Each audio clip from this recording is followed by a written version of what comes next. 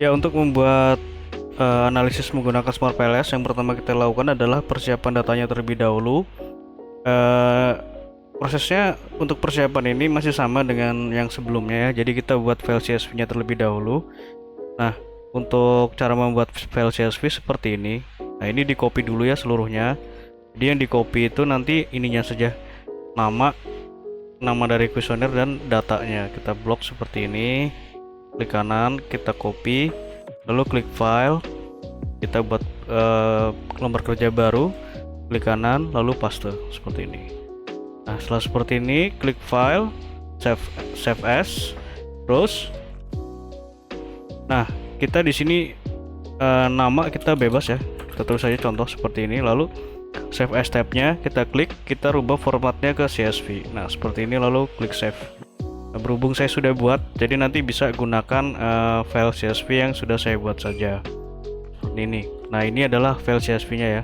Jadi client 4811 CSV. Oke, setelah file CSV-nya terbentuk, kita buka aplikasi Smart PLS-nya. Nah, kita bisa ini ya. Ini nanti bisa diabaikan saja. Jadi kita klik new project, nama. Nah, nama ini kita tulis di sini contohnya adalah main test. Klik OK. Nah, kita masukkan data CSV yang tadi. Ini ya. Double klik to import data. Double klik. Nah, ini file CSV yang tadi. Klik open. Lalu OK. Nah, akan muncul akan muncul hasil seperti ini ya. Ini tandanya bahwa file CSV itu sudah termuat dalam aplikasi Smart PLS. Kita hapus dulu yang ini supaya tidak bingung. Nah, setelah file CSV-nya masuk, kita ini ya, double klik ini.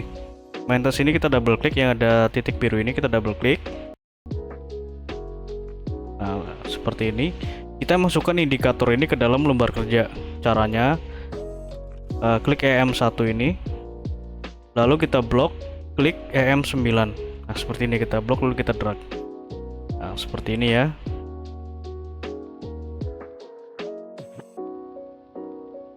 Oke, jadi ini kita blok ini sesuai dengan kelompok variabelnya.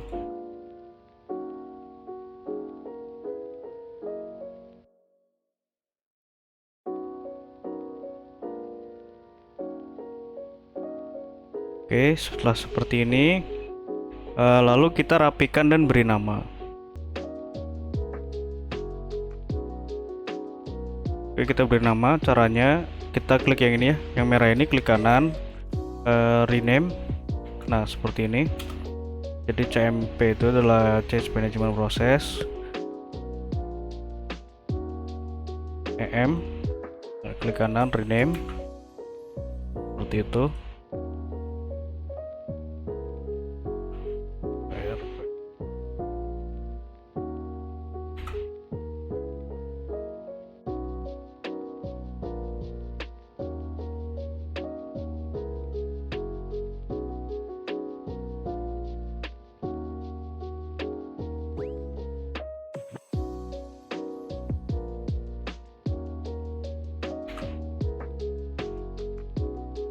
Nah, setelah seperti ini, lalu kita susun ya, kita buat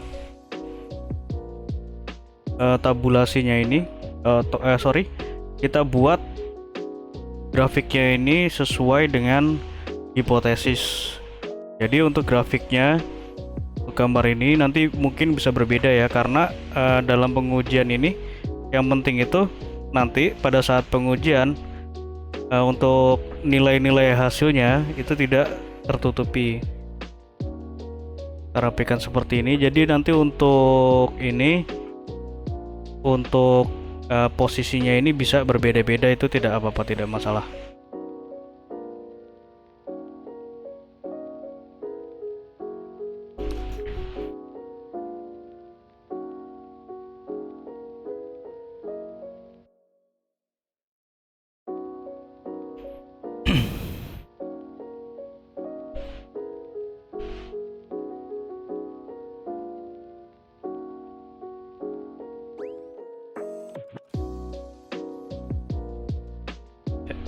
kurang lebihnya seperti ini ya. Nah, lalu kita hubungkan model ini sesuai dengan hipotesisnya. Kita dengan klik menu ini ya, menu connect. Jadi human resources ini ke change management process, human resources ke knowledge practice seperti ini. Lalu dari knowledge practice ke change management process seperti ini.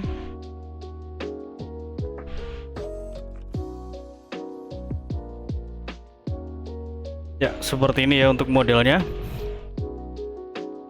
Jadi untuk model ini gambarnya tidak pasti, yang penting itu ini tanda panahnya ini sesuai ya. Untuk modelnya ini bisa berubah-ubah. Oke, kita pencet ini lagi, menu select lagi. Ya, seperti ini ya. Nah, setelah seperti ini, lalu kita lakukan pengujian untuk outer modelnya terlebih dahulu. Jadi nanti outer model ini sebentar ya. Nah, ini untuk main tes.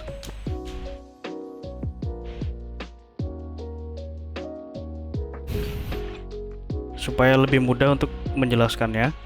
Nah, pengujiannya itu nanti meliputi ini ya, nilai dari outer loading, kemudian AVE ini menggunakan cross loading, uji ini ya, yang ini average variance extracted yang AVE, kemudian Cronbach alpha, R square dan F square. Oke, nah caranya klik calculate, lalu klik PLS algorithm. Nah, ini kita biarkan default, lalu start calculation.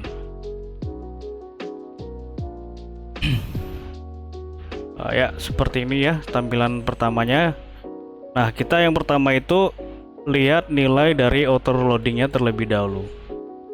Nah, ini tinggal klik saja di sini nilai outer loading. Nah, ini adalah nilai outer loadingnya. Jadi nilai outer loading ini harus di atas 0,7. Nah, ketika sudah di atas 0,7, maka akan berwarna hijau dan indikator atau kuesionernya itu dikatakan valid. Nah, ini bisa kita lihat seluruh indikatornya ini ya, atau kuesioner ini memiliki warna yang hijau dan seluruh nilainya itu di atas 0,70. Nah, maka seluruh kuesioner pertanyaan ini dapat dinyatakan valid. Nah, kemudian selanjutnya kita lihat nilai dari diskriminan validity untuk yang AVE ini ya, menggunakan AVE. Nah, ini adalah nilai cross loading. Kita klik ini ya, construct reliability and kita klik ini diskriminan validity. Diskriminan validity kita klik cross loading. Nah, ini adalah nilai dari cross loadingnya tadi, seperti ini ya. Jadi untuk cross loading ini kita melihat apakah variabel konstruknya ini dapat saya perbesar dulu. Nah, variabel konstruk ini apakah dapat membentuk latennya atau tidak. Nah, seperti itu ya. Jadi CMP 1 sampai dengan CMP 9 nilainya adalah ini ya. Nah, nilainya adalah ini. Ini harus lebih besar dari variabel lainnya. Nah, ini sudah lebih besar, maka untuk yang CMP ini dapat membentuk variabel konstruknya. Jadi laten dapat membentuk variabel konstruknya. Lalu yang EM2, nah ini agak terpisah ya untuk EM ini ya, karena satu laginya untuk EM itu ada di sini. Nah, seperti itu ya. Nah, ini bukan saya yang buat karena memang dari outputnya seperti itu. Untuk EM juga sama cara membacanya. EM itu adalah nilainya yang ini. Ya, ini ya. Tuh. Seperti ini. L seperti ini ya. Nah, ini juga harus lebih besar dari variabel lainnya, dari nilai loading lainnya ya.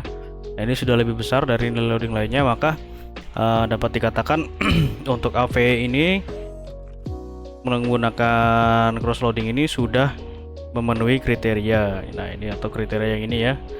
AVE ini disarankan di atas 0,50. Nah, ini sudah di atas 0,50 seluruhnya. Kemudian kita lihat nilai ini ya, average variance extracted AVE. Nah, itu dilihat di ini construct reliability and validity. Kita klik. Nah, ini ya, yang ini nilai AVE ini harus di atas 0,5. Nah, ini sudah di atas 0,5 semua, maka dinyatakan valid. Kemudian nilai Kerbak Alpha. Kerbak Alpha itu adalah yang ini. Kerbak Alpha ini harus di atas 0,70 baru dikatakan reliable ya. Ini sudah di atas 0,70 semua ditandai dengan warna hijau, maka untuk seluruh variabelnya ini dikatakan reliable. Selanjutnya pengujiannya itu adalah R square atau R kuadrat. Nah, R square ini kita sini ya. Nah, kita klik saja R square. Nah, ini adalah nilai R square-nya. Jadi R square ini menunjukkan seberapa besar pengaruh variabel independen terhadap dependen. Nah, seperti ini. Jadi change management process. Sebentar. Nah, change management process ini yang ini dipengaruhi oleh variabel human resources dan knowledge management.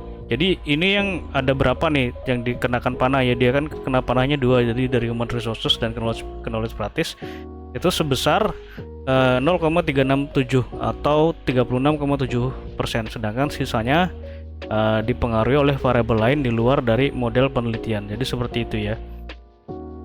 Nah, seperti ini juga ada nilai-nilainya. Jadi untuk yang ini 0,216 artinya kita lihat yang mengenai knowledge management ini hanya human resources practice, jadi dipengaruhinya sebesar 0,216 atau 21,6%. Seperti itu. Untuk yang lainnya nanti tinggal diikuti saja cara membacanya. Kemudian nilai dari F square atau F kuadrat. Nah, kita kembali ke ini ya, PLS algorithm ini, kita ke F square ini. Nah, F square ini untuk melihat ini ya pengaruhnya ya secara individu seperti ini. Nah, kita lihat di sini. Jadi untuk F square itu nanti interpretasinya bisa lihat di sini, interpretasi yang sudah saya buat. Jadi nanti ada kriterianya. Nah, ini seperti itu ya untuk F square. Nah, kemudian yang terakhir adalah uji path coefficient. Nah, path coefficient ini atau sama juga dengan uji hipotesis. Nah, untuk melakukan uji hipotesis, kita kembali ke modelnya seperti ini. Caranya klik calculate, kemudian bootstrapping. Nah, start calculation seperti itu.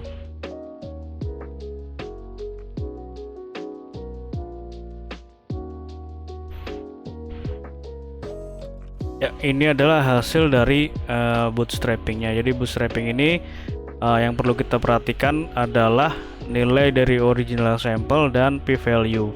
Original sample ini menunjukkan apakah pengaruhnya itu positif atau negatif. Jadi positif itu tidak ada tanda minus di tengahnya. Kalau negatif, contohnya ini ya, yang turnover intention ini ada tanda negatifnya, berarti pengaruhnya itu adalah negatif. Nah, kita bisa lihat contohnya untuk change management process terhadap employee engagement memiliki pengaruh positif dan signifikan ya, seperti itu. Jadi employee engagement terhadap turnover intention memiliki pengaruh negatif signifikan. Nah, di sini dibagi menjadi dua tabel. Yang pertama adalah tabel ini ya, uji path coefficient. Nah, jadi seperti ini ya. Coefficient itu kita membaca nilai dari ini, nilai positif dan signifikannya, kemudian dibagi, kemudian hasil tadi dibagi ke ini, ke uji hipotesis. Nah, uji hipotesis ini kita lihat dari nilai p-value atau nilai t-table. Nah, tapi yang biasa saya gunakan itu adalah nilai p-value-nya saja. Sebenarnya sama saja ya, jadi lebih simpel menggunakan nilai p-value. Jadi hipotesisnya itu diterima jika p-value-nya ini memiliki nilai lebih kecil dari 0,05. Nah, ini sudah lebih kecil seluruhnya di bawah 0,05, maka pengaruhnya hipotesisnya seluruhnya diterima. Seperti itu ya. Nah, kemudian di sini ada uji lainnya juga. Jadi uji lainnya ini adalah uji yang sebelumnya saya buat ya, sebelum hasilnya itu disesuaikan dengan PDF yang dicontohkan. Nah, di sini ada dua uji yang tidak disertakan yang di sini ya, karena ini adalah file yang mengikuti contoh PDF. Nah, yang tidak disertakan itu adalah uji fifth, inner fifth. Nah, inner fifth itu ada di mana? Kita kembali ke file ini ya, PLS algorithm ini. Nah, ini collinearity statistic. dalam kurung viv. Kita klik, kita masuk ke inner viv. Nah, ini adalah untuk nilai viv-nya. Interpretasi nanti bisa dilihat di file yang sebelumnya saya kirim. Kemudian nilai dari Q kuadrat. Nilai Q kuadrat, cara memperolehnya, caranya seperti ini ya. Jadi klik calculate, kemudian klik blindfolding. Nah, seperti ini, lalu start calculation. Tunggu sebentar.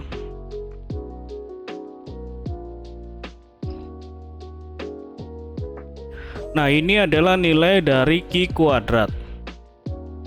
Nah, untuk Q kuadrat ini interpretasinya seperti apa nanti bisa dilihat dari file interpretasi yang sebelumnya sudah saya kirimkan. Oke, seperti itu. Nah, hasil analisis ini bisa kita save. Caranya ini ya, export to Excel, lalu start export. Nah, ini bisa kita save di mana yang kita inginkan, seperti itu. Nah, ini adalah save file yang sudah saya buat ya, tinggal mengikuti ini saja nanti.